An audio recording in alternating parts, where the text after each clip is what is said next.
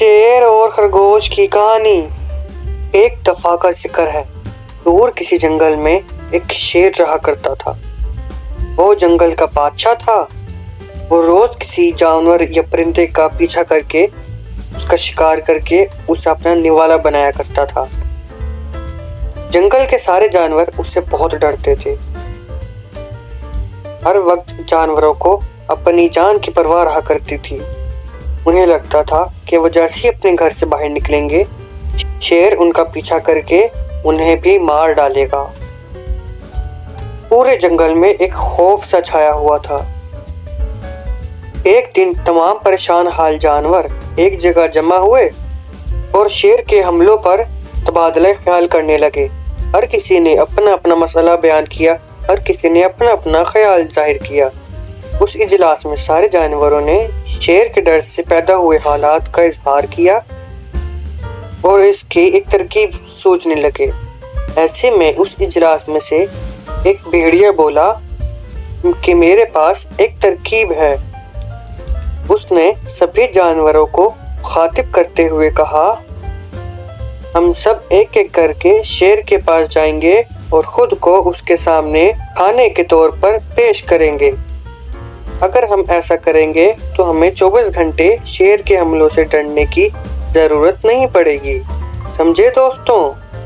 जंगल के बाकी सारे जानवर उसकी इस तजवीज़ से रजामंद हुए और उन्होंने कहा कि हम तुम्हारी इस बात से सहमत हैं। हमें ऐसा ही करना चाहिए। अगरचे हमें एक ना एक दिन मरना ही है तो क्यों ना बाकी की जिंदगी आराम से काटें। इस इजलास के बाद सभी जानवर शेर के पास गए और उन्होंने जाके अपना सारा मुतफ़िका फैसला शेर को बताया। ये सब सुन के शेर ने कहा कि मैं तुम्हारा बादशाह हूँ। तुम जो कहोगे मैं तुम्हारी बात इत्मीनान से सुनूंगा। और फिर शेर ने कहा कि मैं तुम सब के इस फैसले से इत्तेफाक रखता हूँ, लेकिन अगर एक भी दिन मुझे खाना ना मिला तो मैं बाहर आके तुम सब जानवरों को मार के एक साथ खा जाऊंगा। तो शेर ने ये सब कहा और मंजूरी दे दी। उस दिन के बाद से रोजाना शेर की गार में एक जानवर आया करता और शेर उसे खा जाया करता था। शेर को बिना मेहनत और भाग दौड़ के अपनी ग़िज़ा मिल रही थी और बाकी के जानवर भी सुकून से रह रहे थे। कई दिनों तक ये सिलसिला यूं ही जारी रहा। फिर एक दिन खरगोश की बारी आई। जिस दिन खरगोश ने शेर की गार में शेर का नाश्ता बन के जाना था। वो एक अक्लमंद खरगोश था जो कि शेर की गार की तरफ बढ़ रहा था। उसे ये बिल्कुल भी गवारा नहीं था कि वो शेर इस खरगोश को ऐसे ही खा जाए। खरगोश को महसूस हुआ कि शेर सब पर बहुत जुल्म कर रहा है। खैर, क्योंकि ये सब जानवरों का मुतफ़िका फैसला था तो खरगोश को भी इस पर अमल करना था। जब खरगोश शेर की गार की तरफ बढ़ रहा था तो उसने रास्ते में एक कुआं देखा, जिसे देखते ही खरगोश के जहन में एक ख्याल आया और वो खुशी खुशी इस शेर की गार की तरफ चला गया। जैसे ही वो शेर की गार में गया, शेर वहां इंतजार में था। वो बहुत गुस्से में था। शेर ने गुस्से में कहा कि मैं पहले ही दिन से बता चुका हूँ, मुझे आखिर से आने वाले पसंद नहीं। मैं यहाँ इंतजार में था और मुझे बहुत भूख लगी है। तुम अपनी शरायत को नजरअंदाज कर रहे हो। शेर की बात सुनकर खरगोश बड़े इत्मीनान और आजिज़ी के साथ बोला कि बादशाह सलामत, मैं तो वक्त पर ही अपने घर से निकला था, मगर ताख़ीर से आने के लिए माज़रत चाहता हूँ। मुझे ताख़ीर क्यों हुई मैं इसकी भी वजह आपको बताऊंगा। खरगोश ने बहुत ही एहतराम के साथ ये बात कही। फिर शेर बोला कि वो जो भी हो मुझे जल्दी से बताओ। फिर खरगोश बोला कि बादशाह सलामत, जब मैं आपके पास आ रहा था मुझे रास्ते में एक और शेर मिल गया। میں اسے دیکھ کے بہت ڈر گیا۔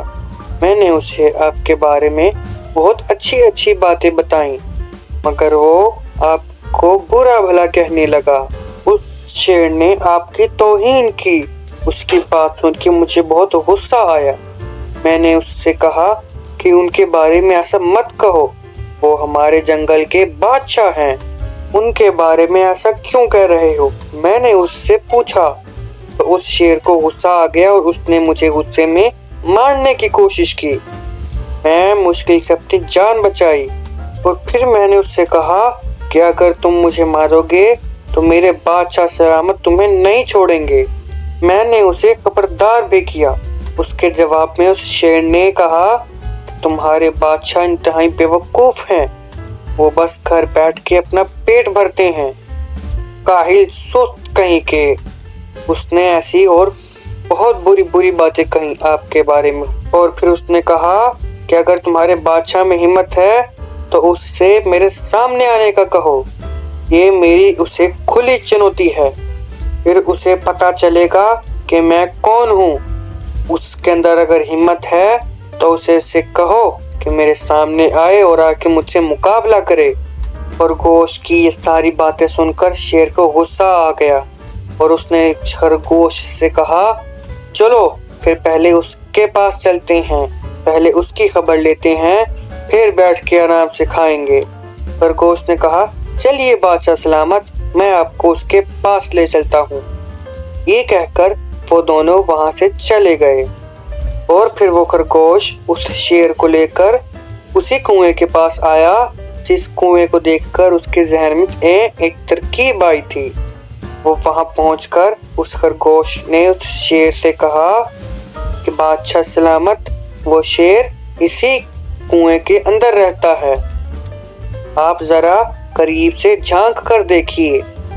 شیر نے اس کنویں کے اندر جھانک کر دیکھا اور اسے اس پانی میں اپنا ہی عکس نظر آیا، جسے دیکھ کر وہ بیوقوف شیر دھاڑنے لگا۔ یہ سب دیکھ کر خرگوش نے شیر سے کہا بادشاہ سلامت، وہ دیکھیے، وہ آپ کو دیکھ کر کیسے دہاڑ رہا ہے۔ خرگوش نے شیر کو اور اکسایا اور شیر آپے سے باہر ہو گیا۔ اس شیر نے اس کنویں کے اندر ایک زبردست سی چھلانگ لگائی اور اس کنویں کے اندر ہی ڈوب گیا۔ اس کے اندر کوئی شیر نہیں تھا۔ وہ بیوقوف شیر اپنے ہی عکس کا دھوکہ کھا کر اس کنویں میں کود گیا۔ کچھ دیر میں وہ شیر اس پانی میں ڈوب گیا اور ڈوب کے مر گیا۔ خرگوش کی اس عقل مندی سے نہ صرف خرگوش کی جان بچی بلکہ تمام جنگل کے جانوروں کو بھی اس شیر کے شر سے چھٹکارا مل گیا۔ ایک دفعہ پھر دوبارہ سارے جانور مل کر اکٹھا ہوئے اور انہوں نے مل کر خوب جشن منایا۔ پورے جنگل میں پھر سے خوشی کا سما تھا، ہر طرف خوشیاں ہی خوشیاں تھی۔ چونکہ باقی کے سارے جانور مل کر رہتے تھے تو پیارے بچوں، اس کہانی سے ہمیں سبق ملتا ہے کہ ہمیں عقل مندی سے بھی کام لینا چاہیے۔ صرف جسم کا بڑا اور طاقتور ہونے سے کوئی فائدہ نہیں ہوتا۔ اگر ہم اپنے دماغ کا استعمال کریں اور عقل مندی سے کام لیں تو کوئی بھی مسئلہ حل کیا جا سکتا ہے۔ کوئی بھی بڑا مسئلہ بڑا نہیں ہوتا، ہمیشہ عقل سے کام لینا بہتر ہوتا ہے۔